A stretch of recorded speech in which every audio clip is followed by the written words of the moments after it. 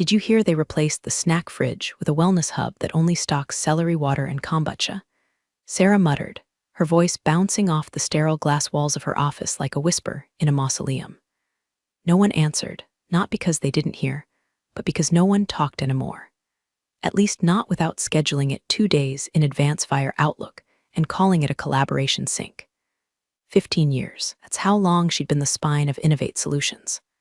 Not some cog in the machine, but bone and tendon, part of the actual skeleton that kept the company upright when its knees buckled during the 2009 crash, when its CEO had a nervous breakdown in 2013, and during that god-awful rebrand in 2016 that turned their logo into a blue gradient turd.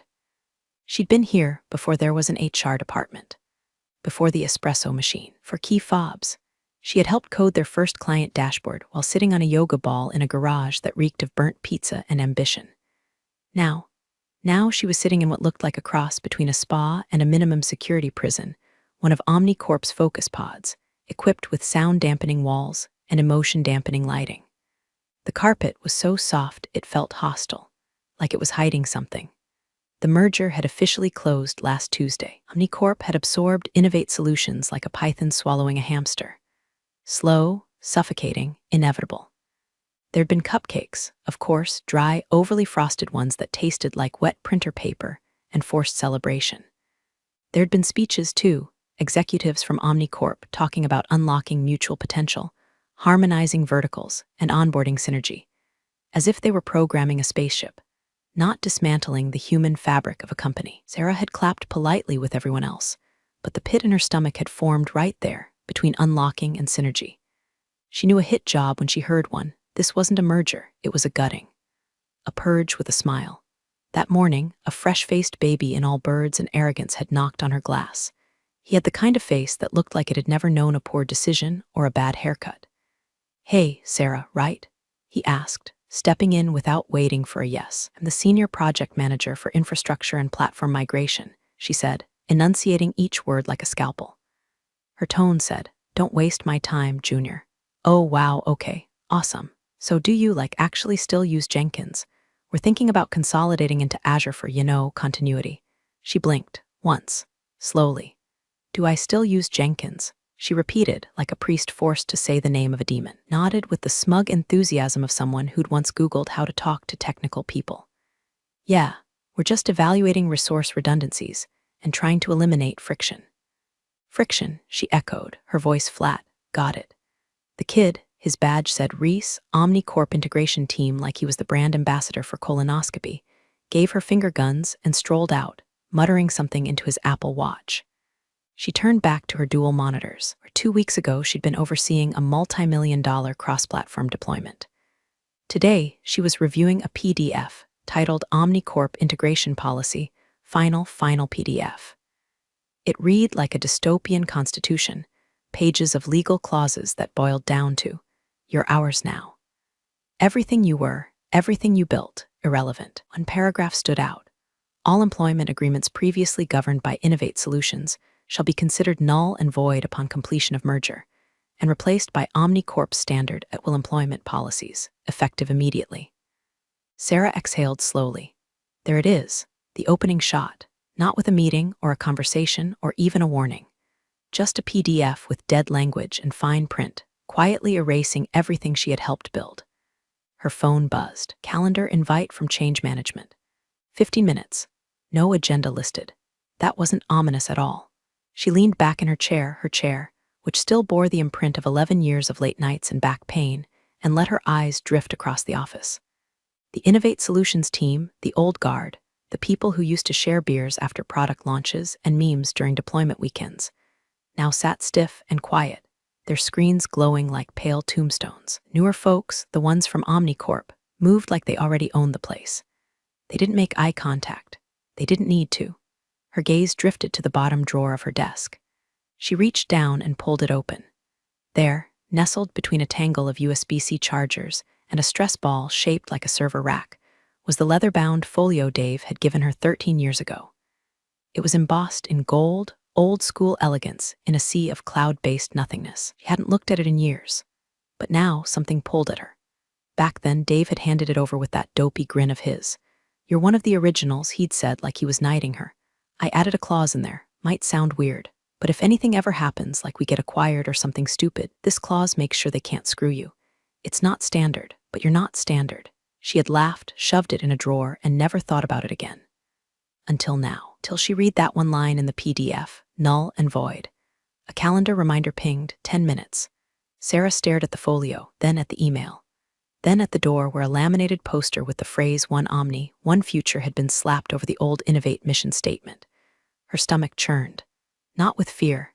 Not quite. Something older, something darker, a knowing. She wasn't paranoid. She was next. And they were stupid enough not to know what she was holding. Past had come calling. And it had teeth.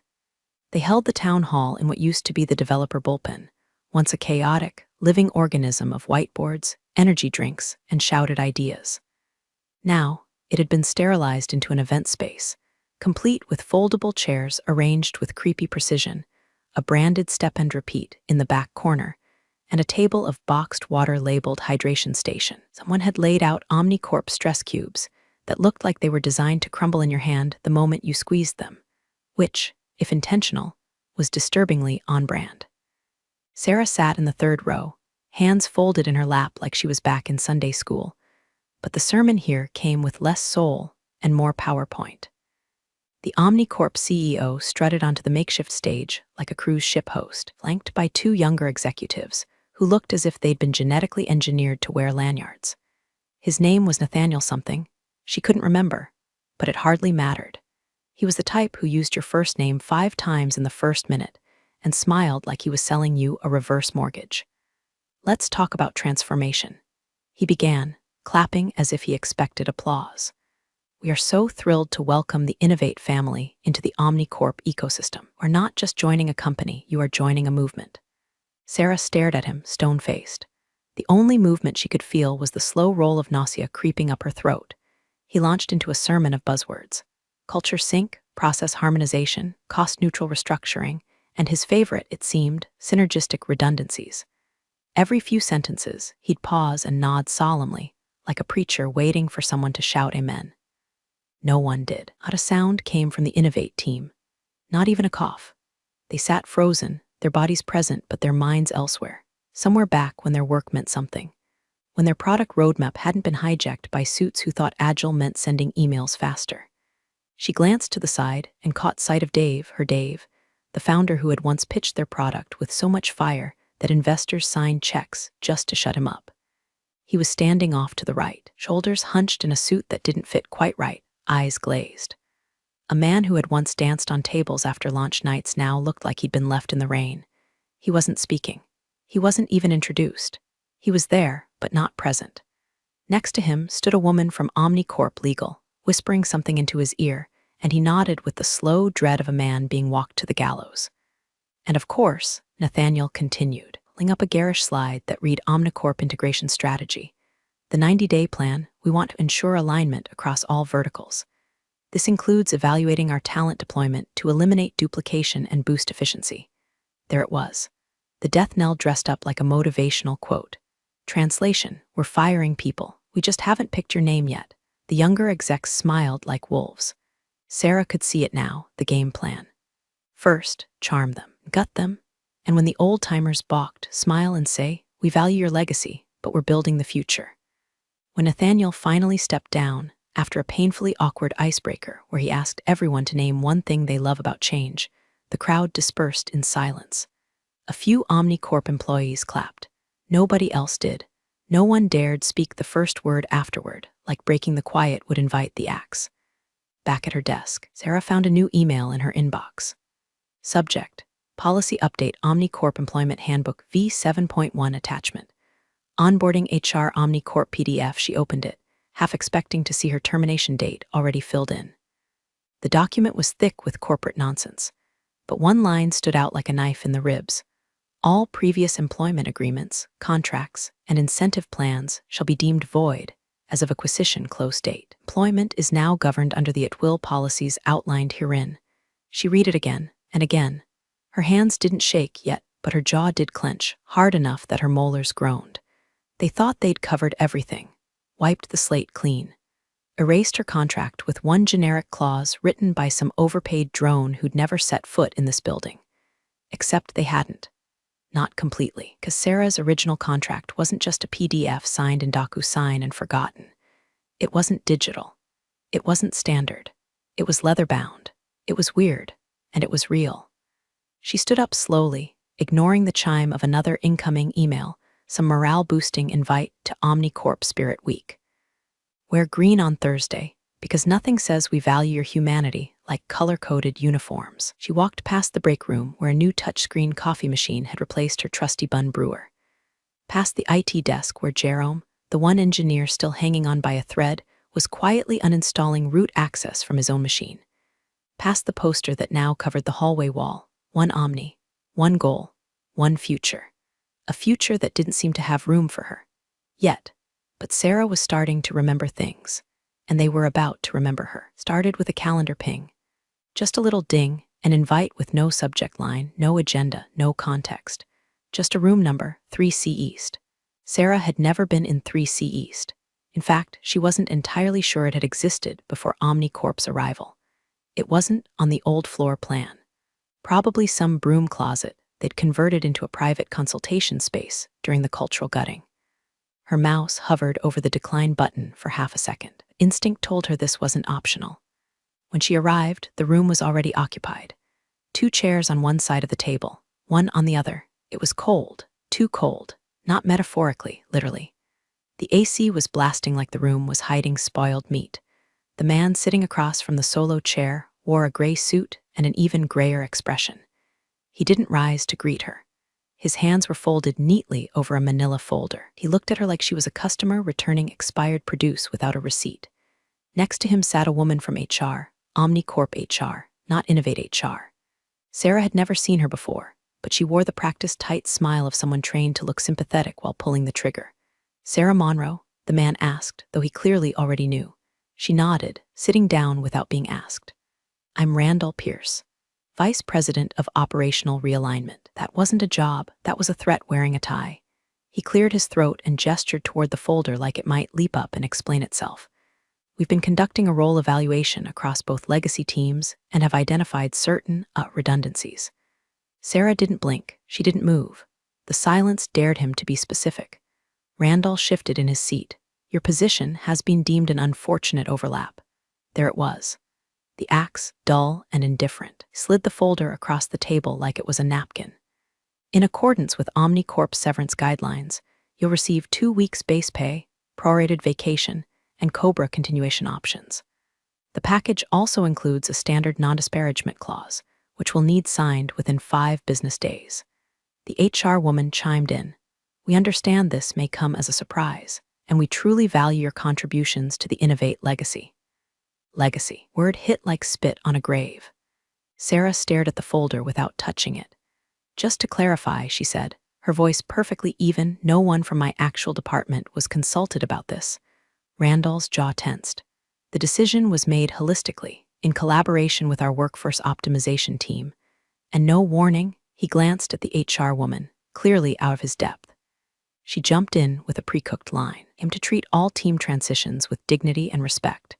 Please know this decision isn't personal." Sarah smiled, but not kindly.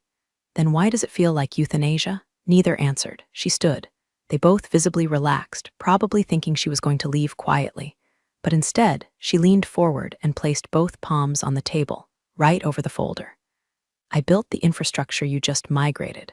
I onboarded your clients, designed the automation you're now calling efficiencies, and not a single one of you thought to learn my name before firing me." Randall cleared his throat again. "Sarah, I know this is difficult." "No, you don't. You've never done a difficult thing in your life. You do sanitary things, paper things, spreadsheet things. You kill without looking."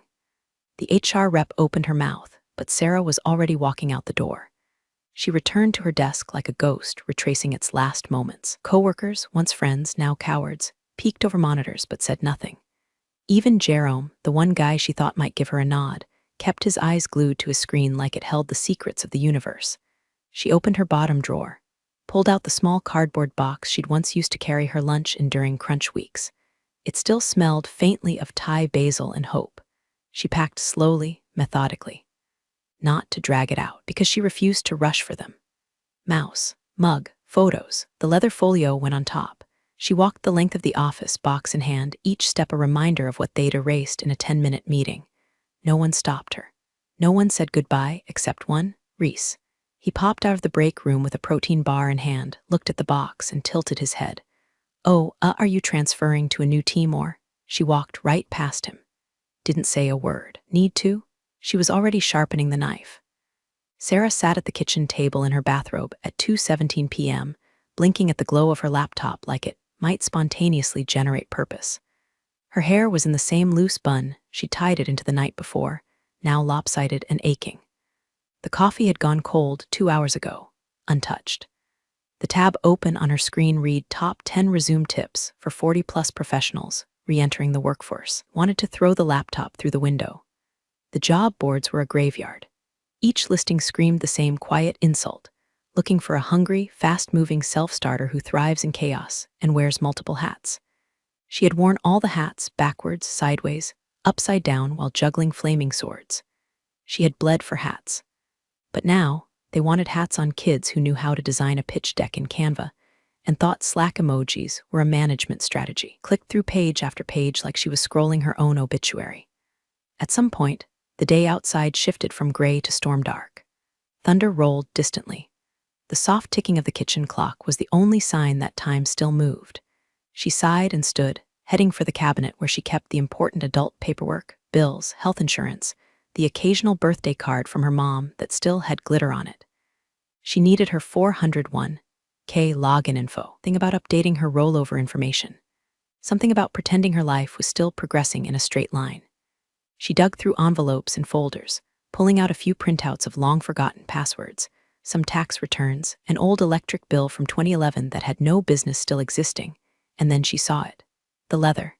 A rich, oxblood red, dulled from time, but unmistakably out of place among the drab paper world. Her fingers brushed it.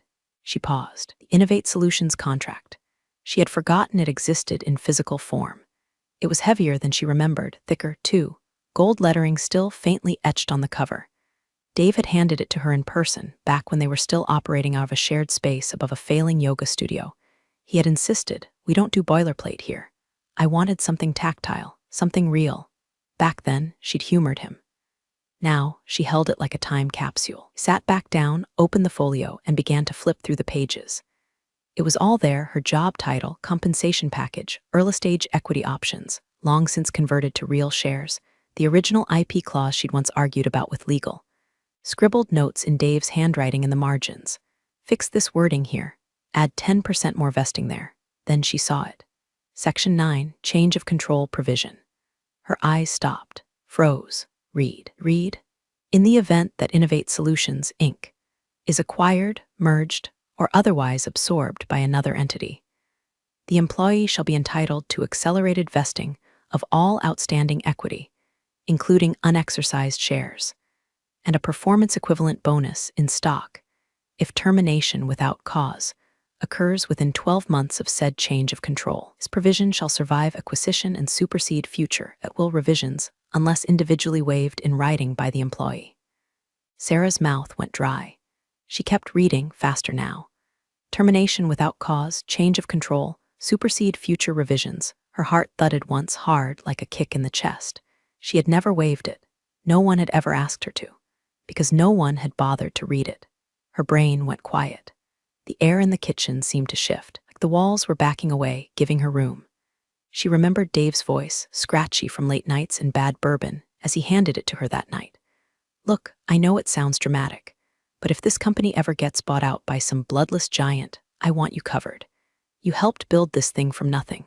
You deserve to win, even if I'm not the one writing the checks." At the time, she had rolled her eyes and called him paranoid. He had smiled and said something she'd never forgotten. Sometimes paranoia is just knowing how the story usually ends.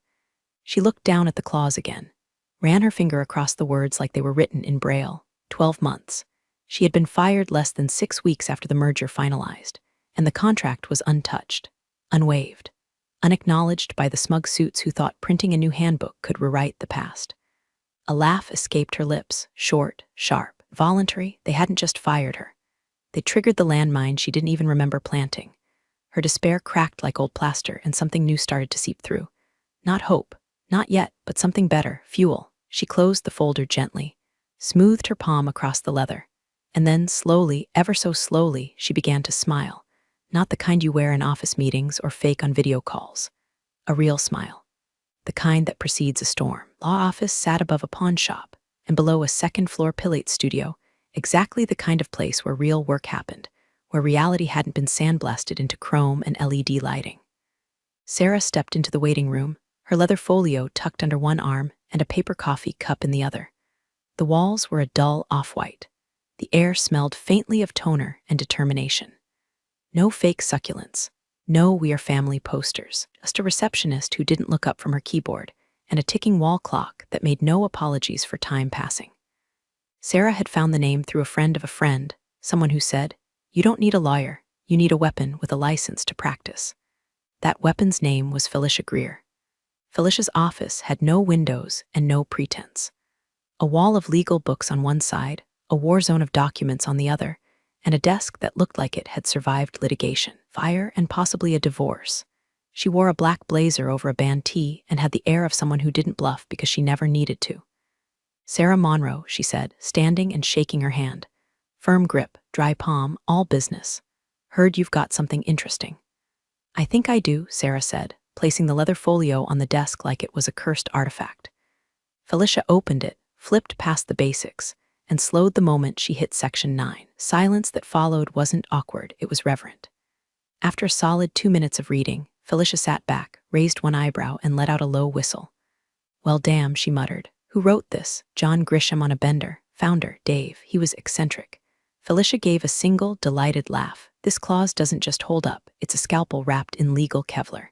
They'd have to rewrite the Constitution to undo this. Has anyone from OmniCorp acknowledged it? No. Fired me using a generic termination letter. Didn't even reference my contract. They think it's void." Felicia tapped her pen against the desk, calculating something invisible in the air. "Okay, here's what this means. You were granted equity, fully vested, with a performance multiplier tied to company valuation at time of acquisition. Do you have the original share volume?" Sarah reached into the folder again and produced a copy of her stock grant certificate. Felicia pounced on it like a hawk, eyes scanning the figures. "Sweet mother of spreadsheets," she breathed. "The merger closed at $94.60 a share. You were holding 82,000 shares with a 1.5x performance trigger on early termination. That's," she paused, doing the math in her head, "that's over $11 million before taxes." Sarah blinked. It hit her like cold water to the face. Not severance, not hush money. Justice. Alicia leaned forward, the intensity in her eyes sharp enough to cut through drywall. "They owe you that payout.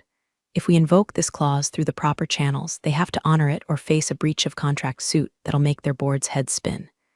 And believe me, corporate boards hate two things: exposure and expensive mistakes." Sarah swallowed, but the fear was gone. Her hands were steady. Her pulse was slow. "What do we do first?" she asked. Felicia grinned. It was a fox's grin. "We hit them where it hurts. Not HR, not their mid-level damage control dorks. Straight to their legal department and the board of directors. We put the language in writing, tight, surgical, cold as hell, and let them marinate in panic." She pulled out a yellow legal pad and began writing like her pen was drawing blood. "Include clause reference, stock valuation, acquisition timestamp, termination notice, and full payout calculation. Demand fulfillment within 14 business days, or we file in federal court for breach and bad faith handling." Sarah watched the words take form like she was staring into the barrel of a loaded gun she finally knew how to fire. "Will they fight it?" she asked. "Oh, absolutely," Felicia said. "They'll try to intimidate you, lowball you, maybe even dig for dirt, but they have nothing. This contract is rock solid, and their ignorance of it only makes them look worse." Felicia paused, set her pen down, and looked Sarah dead in the eye. "You don't beg and you don't blink. You are not the victim here, you are the fuse, and they're about to find out how loud the bang is." Sarah exhaled, slow and controlled. The grief was gone. The humiliation had been replaced with something new, sharper, quieter, more dangerous. She hadn't just survived being fired. She'd been unleashed. As Felicia typed up the formal letter, each word a blade, Sarah sat back in her chair, legs crossed, sipping coffee that now tasted just a little sweeter. Let them come. Let them scramble. Let them realize too late that the woman they dismissed like an empty desk chair was walking back into the room, carrying a contract, a lawyer, and a fire she hadn't felt in years. Not to rebuild, but to collect. The letter went out on a Thursday. Sarah watched the clerk at the UPS store stamp the certified mail forms with dull finality. 7 envelopes total, each addressed to the highest ivory towers of Omnicorp. The chief legal officer, the general counsel, the board chair, and every other suited ghoul sitting between her and justice. The clerk asked if she wanted tracking numbers printed. She said no. She already knew where they were going. Back at home, the first thing she did was open her phone's contact list and search for every number tied to the company. Omnicorp HR, number that had sent the severance email, the office line from the building that used to house Innovate Solutions. She didn't delete them. She blocked them. Then she turned off her phone completely and slid it into a drawer with a dead Fitbit, a cracked USB drive, and the business card of her last dentist. She was done being reachable. The house was quiet in that eerie, late afternoon way. No sounds but the occasional groan of old floorboards and the hum of the refrigerator. She walked to the kitchen, poured herself exactly 1 inch of bourbon into a mug with her old company's logo, Innovate together, and stood by the window. It was raining, hard, sheets of water hitting the glass like applause. Her heart didn't race. Her hands didn't shake. There was no adrenaline, no spike of nervous energy. Just a heavy, serene certainty. The fuse had been lit. They just didn't know it yet. Somewhere in the heart of Omnicorp's legal machine, some intern or overworked associate was opening one of those envelopes, expecting another nuisance lawsuit or vendor complaint. Instead, they'd find a bulletproof letter on heavy stock paper, with clause numbers and timestamps and figures written so precisely they couldn't be argued. Felicia's tone had been surgical. The letter didn't beg. It didn't threaten. It reminded them of the contract their due diligence team had missed, reminded them that Sarah Monroe was not some severable limb. She was a living clause, a coiled spring they had snipped without checking the tension. The payout calculation sat dead center in the second paragraph, $11.73 million, based on share volume, trigger conditions, and post-acquisition valuation. Felicia had worded it cleanly. Per Section 9 of the enclosed contract, amount due to Miss Monroe is to be remitted in full within 14 business days. Noncompliance will initiate legal action under applicable breach of contract statutes. No emoji, no signature flourish. Just fact stacked on fact like bricks around a shallow grave. Sarah took a sip from her mug. The bourbon burned, but it was the good kind of burn, the kind that reminded you you're still alive. She hadn't told anyone. Not her former coworkers, not her friends, not even her sister. The silence was part of the power. Omnicorp wouldn't get to control the narrative this time. There'd be no rumors, no preemptive PR damage control. Just a single woman who refused to go quietly, and a storm building over their heads. They'd scramble soon, once the letters landed on the desks of men who wore $8,000 suits and valued disruption right up until the moment it disrupted them. Sarah imagined the VP, Handel or Raymond, or whatever that manila envelope mannequin's name was, getting called into an emergency meeting. His smug veneer cracking as legal explained how bad this was, how expensive, how avoidable. She imagined him saying, but she signed the exit paperwork, right? And some junior lawyer pointing out that no, actually she didn't, and she wouldn't, ever. That document now lived under a coaster, stained with coffee rings and irrelevance. Another sip, another clap of thunder. She watched water streak down the window like ink bleeding through bad paper. She wasn't scared anymore. That feeling had died the moment she saw Section 9. Now all she felt was focus, like her entire life had narrowed into one brilliant thread leading to a single, undeniable outcome. They had fired her thinking she'd vanish. A cost saved. A redundancy removed. What they didn't realize was that they'd activated her. No more meetings, no more small talk.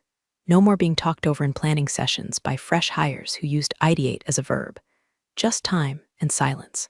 And the slow, creeping awareness, soon to dawn across every corner office, that the woman they'd dismissed was now standing outside their castle with a torch and a very old map. The letters were on their way, and the fuse was burning clean. The first voicemail came at 9:14 a.m. on Monday. Sarah didn't answer. Phone was still in the drawer, powered off like a corpse. But her email pinged instead with the subject line, urgent request to connect recent communication. It was from someone named Craig Eddington.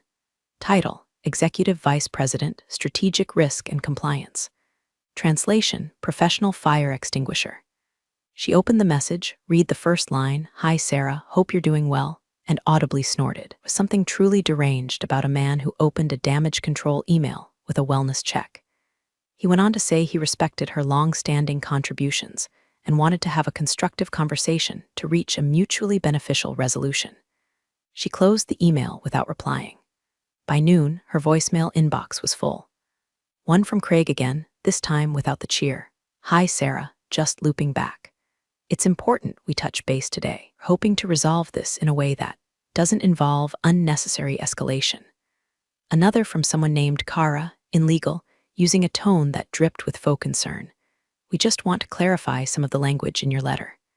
It's possible there's been a misinterpretation of policy that we'd like to walk through." And then came the one from Randall. Randall, the marble statue in a suit who'd fired her without blinking, now stammering through a voicemail like a freshman giving a book report on a novel he didn't read. "Hey Sarah, this is Randall Pierce. I wanted to personally, apologize if our previous meeting came across as, impersonal. I think there may have been some misalignment internally. Please give me a call back at your convenience." Sarah nearly dropped her coffee from laughing so hard. It was delicious. There it was, the sound of ego melting, panic tucked between syllables. The kind of corporate fear that smells like stale conference rooms and ruined bonuses. She could picture it all clearly. The emergency meetings, the red-faced execs, the PowerPoint decks with her name on the first slide and phrases like urgent liability exposure and unmitigated risk due to legacy agreements. Randall had become the sacrificial offering.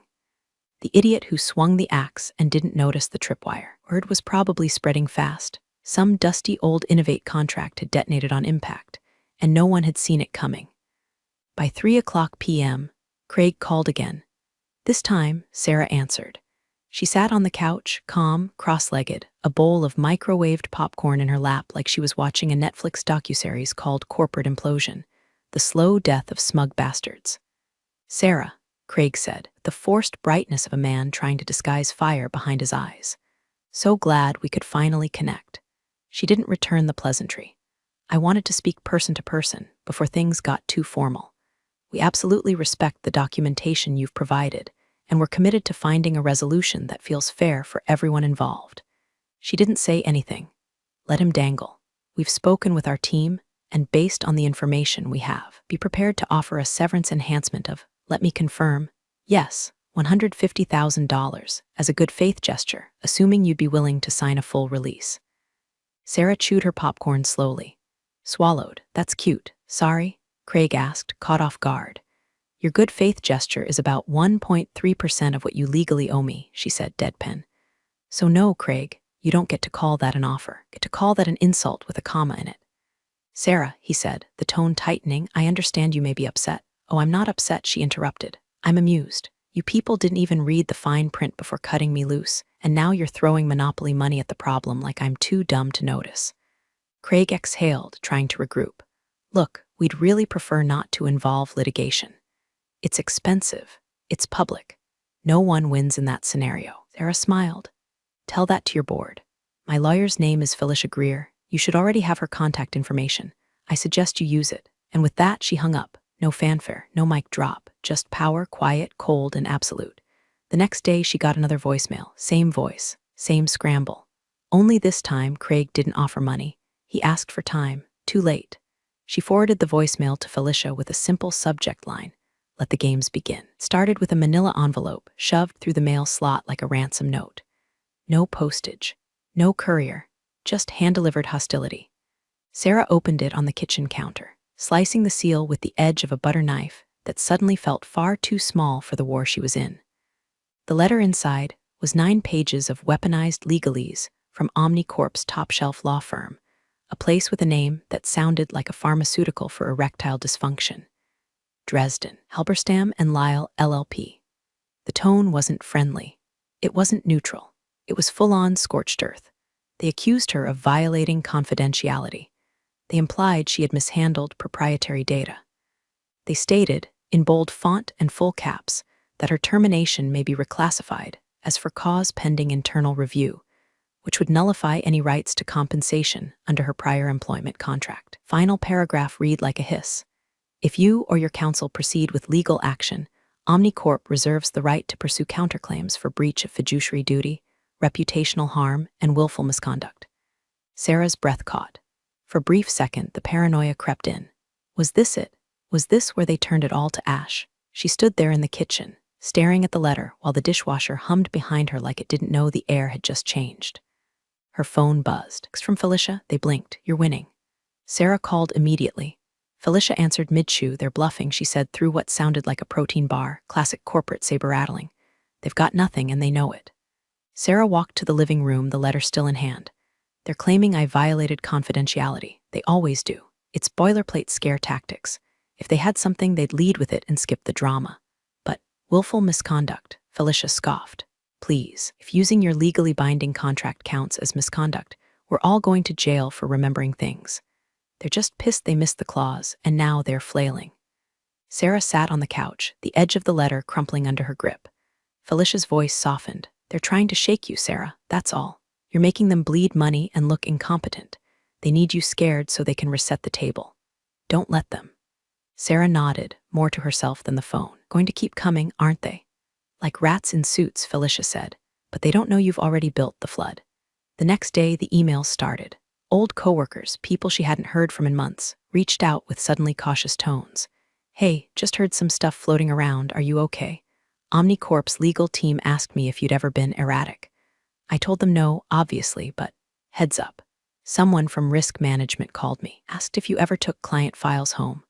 They were digging, desperately, pathetically, trying to retrofit a reason to claim she'd always been a problem, painting her as unstable, unethical, disposable. The same woman who used to run sprint planning and client handoffs with a folder under one arm and a Red Bull in the other, now reimagined as a security risk with a grudge. It would have been laughable if it hadn't been so exhausting. At night, she couldn't sleep. Heart drummed in her chest like it was trying to claw its way out. She kept seeing that phrase in the letter, for cause, like a death sentence circling the drain. She drank more than she should, ate less than she wanted. But still, every morning she woke up and read section 9 again, like scripture. 2 days later, Felicia called, almost giddy.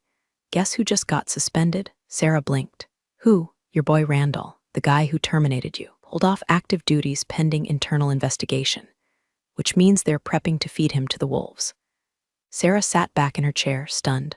Already? Oh yeah, my bet. He didn't even know about the contract, which means now they're asking him, why didn't you do your job? Why didn't you flag the clause? Someone's gotta take the fall, and his neck's already in the noose.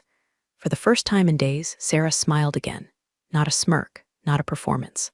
A real one. She was rattled, yes, tired, absolutely. But the ground was shifting and she could feel it. They had tried the charm. It failed, tried the money, it flopped. Now they'd tried fear, and she was still standing. A little bruised, maybe, but standing. And behind her, growing louder by the day, was the thunder of something big coming down. The call came at 8:03 a.m. on a Tuesday, just as Sarah was spooning instant coffee into a chipped mug that read #1 Project Witch. Gag gift from her team back when they still had inside jokes and reasons to smile. Her phone lit up with Felicia Greer. No text, no warning, just the call. Sarah stared at it for a second, then answered. Felicia didn't waste time, it's done. The words landed like a slow-building echo. Sarah didn't move. They've agreed to the full payout, Felicia continued. Every dollar. No settlement, no clause tweaking, no delay. Clean wire transfer scheduled for today. They folded, all the way down. Sarah leaned on the counter, the weight of it hitting her like a gentle wrecking ball. What changed? Board meeting last night, Felicia said. Legal laid out the math. You had them boxed in, contract airtight, paper trail clear, termination within the trigger window. Then someone finally asked the magic question. What happens if this gets out? Sarah could hear the smirk in Felicia's voice now. A shareholder lawsuit over gross negligence during a 9-figure acquisition. Whistleblower story that frames Omnicorp as a Goliath squashing one of its own. No PR strategy in the world saves them from that. You weren't a threat to their money, Sarah. You were a threat to their reputation. That's what finally did it. Sarah blinked, her vision blurred, not with tears, just static. The kind that comes after days of pressure finally lift and your body forgets how to carry itself without armor. And Randall, she asked. A short, satisfied pause, terminated, effective immediately. Official reason: failure to exercise due diligence in a high-liability personnel matter. Translation: he's the sacrificial lamb, and they tossed him without a second thought. Sarah sat down at the kitchen table, her knees suddenly remembering they were human. The sunlight broke through the slats of the blinds, cutting soft lines across the old laminate surface. Her laptop was already open. Reflex. She clicked into her bank portal. Waited. There it was. The number didn't look real, not at first. Just digits and decimals on a pale blue background. But then she saw the wire memo. Omnicorp transfer legal comp settlement Innovate equity vesting $11,731,822.40 no confetti. No trumpet sound, just a blinking cursor waiting for the next transaction. Sarah stared at it for minutes, for lifetimes. He didn't feel elated or greedy or even victorious in the chest-thumping way movies try to sell you. She felt still, like the world had finally quit spinning just long enough for her to get her balance back. Her email chimed. Subject: you win. It was from Jerome, the one guy who couldn't look her in the eye when she packed up her desk. Just wanted you to know Randall got canned today. Everyone's talking about it. HR won't confirm. Rumor is the board found out he fired you without reviewing your file. That clause? Legend status. Drinks on me if you ever want to gloat. Hope you're okay. She closed the tab, took a long sip from the coffee in her cracked mug. It tasted awful, burnt, instant, exactly the same as it always had. And still, it was the best coffee she'd had in years. No speeches. No revenge speech into a mirror. No plan for what came next. Just her kitchen, $11 million, and a silence she had finally earned. She hadn't just burned the bridge. She'd paved the river underneath with gold. Appreciate you sticking around, you wise old rebels. Smash that subscribe button, or this fossil might just cause another epic fiasco.